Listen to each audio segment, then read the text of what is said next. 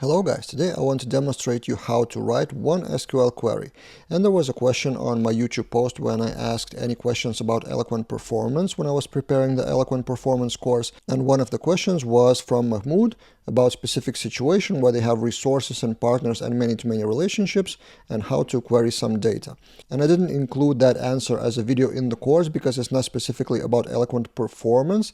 It's just about how to write a query with many-to-many relationships. But I asked my colleague Nerius to simulate that and create a demo project, and here we go. So in the database, we have project and resource many-to-many relationship. Resources table is this one, so partners. It may be partners, it may be consultants, so additional external resources, people, and the projects belong to users. So there are 3 users seated, 3 projects, some many-to-many relationship, and the goal is to get the projects by a certain user with the resources that they worked with, and specifically filtering resources as title partner. The result, the visual thing looks like this. So by projects with user ID 1, we have project 1, and then for each of the partner, we do the list, comma separated. And here's how the query looks. So this is the controller, invoked by user ID. Invoke, by the way, is if you have a controller with one method, you can just call it invoke, and in the web routes web file, you just can specify the controller without any method. So that was by the way, and here's the query. So we get the projects where user ID equals this parameter. Then we check where has resources. Resources is a many-to-many relationship. Project resources belongs to many. And then we filter where has, and then where condition by resources.title equals partner. And then in the blade, in the home blade, we have something like this. So for each of the projects, and then for each, that's another column, for each of the project resources.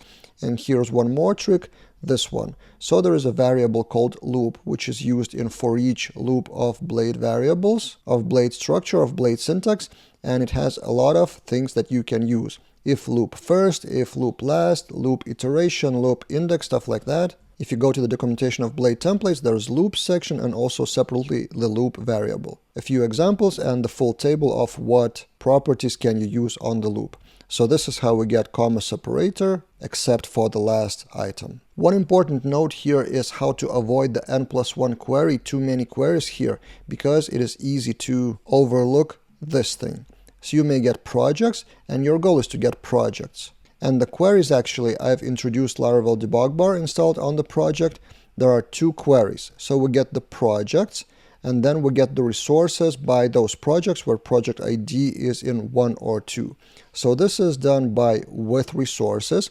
And if you comment that out and we refresh the page, we have 3 queries instead of 2. So it gets the resources by project ID 1, then by project ID 2. And if there are more projects, it would take project ID 3 and so on. So that would be n+1 query. So to avoid that, don't forget to always load the relationships that you actually will use. So with resources, we are using that in the blade with project resources. That's why we need to eager load. It's called eager loading from the controller. Of course, there are other ways how to write that query. So this is totally Eloquent way, but you can do it with Query Builder using joins. And you can measure what is faster or more convenient. And I talked about that with a few examples in my course. So if you want to dive deeper in Eloquent performance course, I have a few lessons. So Eloquent versus Query Builder versus join. And I have 2 examples where in one case where has is worse, in other case where has is better in terms of performance. So you can watch those if you purchase the course Better Eloquent Performance. The link will be in the description below if you want to dive deeper again. But for this short video, that's all I wanted to show to answer the question by Mahmoud. And from time to time, I do pick your questions from YouTube comments to simulate some situations that would be beneficial to other members of the audience. So be active in the comments and see you guys in other videos.